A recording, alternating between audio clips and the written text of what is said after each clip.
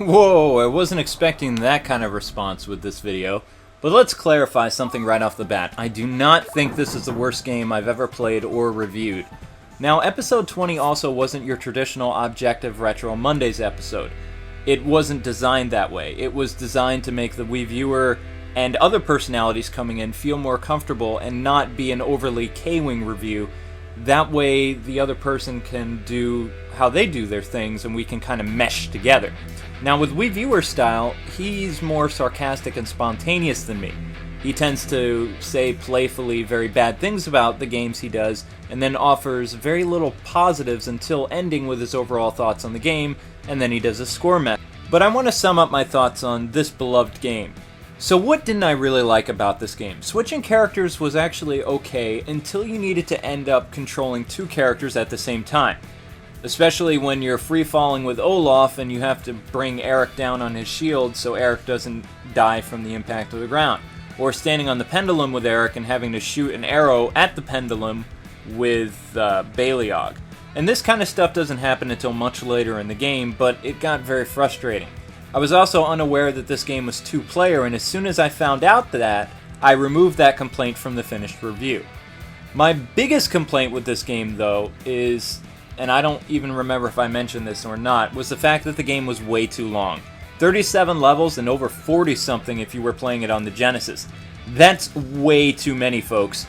If this game ended after 20 levels and got rid of some of the really frustratingly evil stages, this game would have been a lot better. It's still loved by a lot of people and they adore this, but most of them haven't played through the Egyptian level, so they've stopped right before they've gotten to the factory and before the real frustration of the game begins. Now, you know me, I'm a glutton for punishment, so I'll keep going until the game's beaten. In this case, that wasn't the best idea, because it was like having my teeth drilled for no good reason. I'm not gonna lie to you though, I found playing the first 14 levels of this game to be a tremendous amount of fun, and I would do it again. I liked the level layout, I liked the puzzles, I liked how the three characters each had a purpose, and the whole game was structured around that type of gameplay mechanic. It was very innovative. The items thing was more of an annoyance, and there are very few games that actually turned me into the Hulk, and rest assured this wasn't one of them.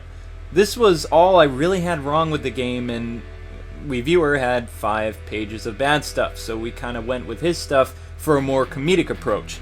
The other stuff I was mentioning was just kind of objective and didn't really mesh with his style, so it wasn't going to be included in the review. And I didn't want to do this good cop, bad cop routine like I did with Nick Huggett when we did the Sonic Unleashed review years ago. It feels like I threw him under the bus the way I reviewed the game because mine came out more positive than his, and people tended to think that, you know, he was the bad guy when he wasn't. Lastly, the Lost Vikings 2 thing was a joke. I personally did that to get a rise out of the Wii viewer.